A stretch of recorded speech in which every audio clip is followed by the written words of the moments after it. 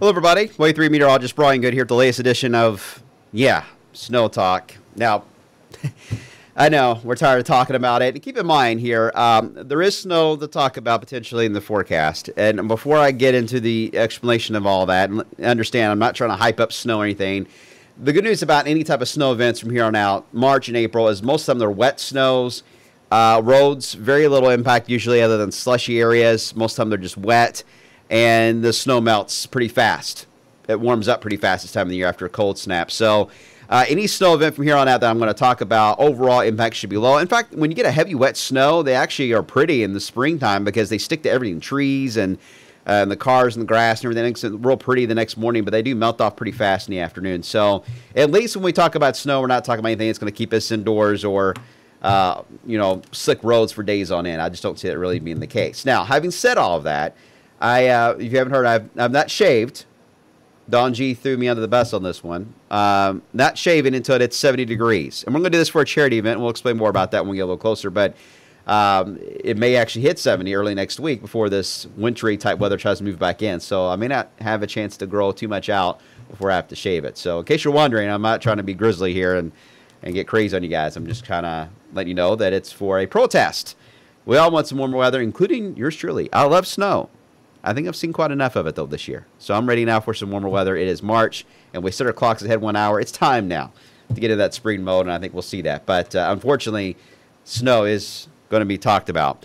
Before we get into that, let me start you off with the good news around the area today, and that's the temperatures outside. 42 here in Louisville, 41 in Austin.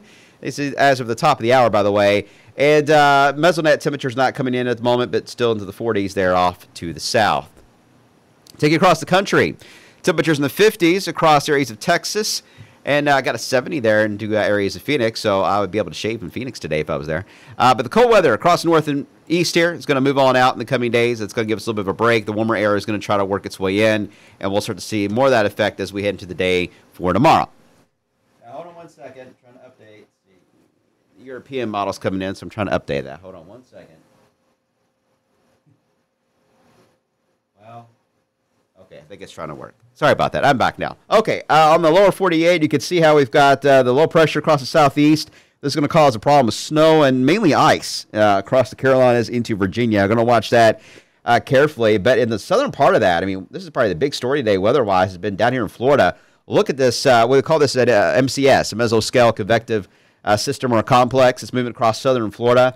The Bow Echo, man, these are high winds racing through southern Florida. Now, most of this is just Everglades and alligators and crocodiles in southern Florida, but it's going to cause a big problem for Miami and West Palm Beach later on for this afternoon with some very high winds coming through there. There is a tornado watch in effect for areas of southern Florida, by the way, as this races on through.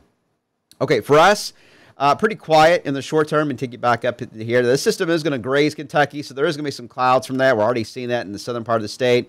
As the low gets wrapped up, I would not rule out some areas across southeast Kentucky getting a little bit of that rain or maybe a little bit of freezing rain, perhaps, in some of the valleys as we head into tomorrow night into the day on Friday. But again, the main concern is going to be east of that across the Piedmont areas of the Carolinas into areas of Virginia. For us in the coming days, there is going to be a cold front coming our way. You can see this on the map way up here to the top.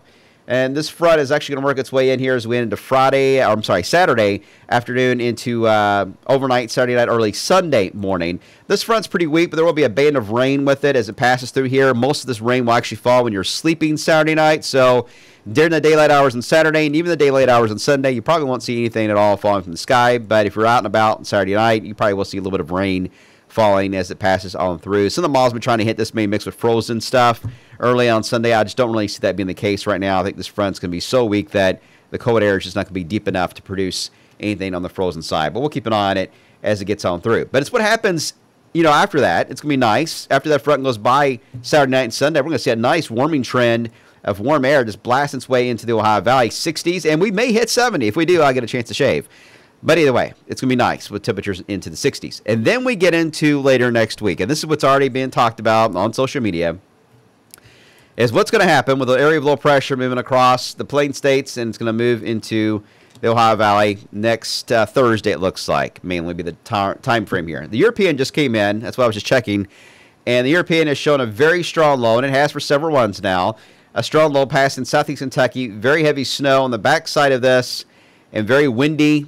Lots of rain, perhaps even some severe weather potentially on the eastern side of that. Well, I will say this is interesting, and it could give us some snow, certainly. And if this is right, if this model was taken verbatim, the heaviest of snow is going to fall north of us. Indianapolis to Columbus, Ohio will get several inches of snow out of that, and for us to be a rain to snow kind of a setup. The Canadian model came in, and I actually favor the Canadian more this season because I think it's done a great job on long-term effects, and it nailed the sleet over freeze and rain issue we have with the last winter storm. The Canadian was hitting hard, very much on the idea it's going to be more sleet than freeze and rain, and we kind of discounted it for a while, and I wish we would have gone with it more because it really nailed the profiles much better than any model. And if we go by the Canadian, it actually takes the low pressure that you just saw more into the north in Ohio. So I'm leaning more toward that way right now instead of the extreme solution of the Canadian or the European. So we'll keep an eye on both of them, obviously. But I like the idea of the low being a little further north. It still would mean we could get some backlash snow showers in here next Friday or even Saturday. I would not rule that out as the low passes by. So there is still going to be snow in the forecast. I just don't see it being a big deal for us.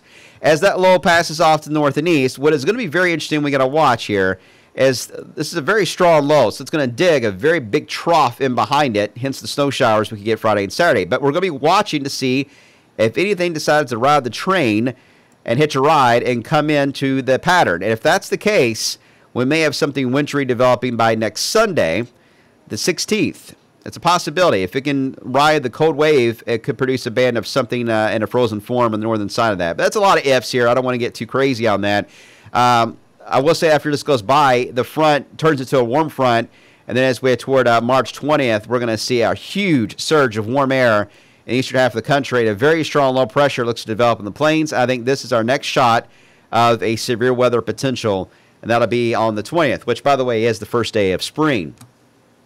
May arrive with a bang there with the chance for thunderstorms. So 2 storms of interest we're really going to be concerned about. One, it's going to take place later next Thursday or Friday. We'll see how that plays out. The European or the Canadians right on that idea. Again, I still think the Canadians right on taking that low a little more north. The European just seems really extreme right now, having that low so close to us, so I'm not buying it at the moment. And then we'll have to see what happens after that, obviously, but I do see that storm on the 20th, the first day of spring, being a dramatic storm because we are seeing the PNA, the Pacific North American jet stream pattern, go negative as we head into the 20th. That would favor the jet stream lifting upward in the eastern part of the country, which would support a strong low pressure, warm weather. I think 70s are likely in that kind of a setup, and thunderstorms too would also be likely. So lots of craziness for the month of March. March has always been a crazy month for us, but we have both spring-like weather and winter-time weather to talk about in the pattern for the next 2 weeks. There you go. I hope I didn't stir the pot too much there talking about long term, but at least the next 7 days, not bad, really. I mean, we got a little bit of rain Saturday night. We got lots of 50s, got lots of 60s to talk about. It's going to be after the 7-day forecast that things get a little wild for us, and we have plenty of time to adjust that and keep you updated and blah, blah, blah, blah, blah. You guys are used to how we do this here on the blog here on wave3.com. All right, thanks for listening. Enjoy the sunshine. Get those cars washed. Get that sun off the cars. We'll see you today beginning at 5.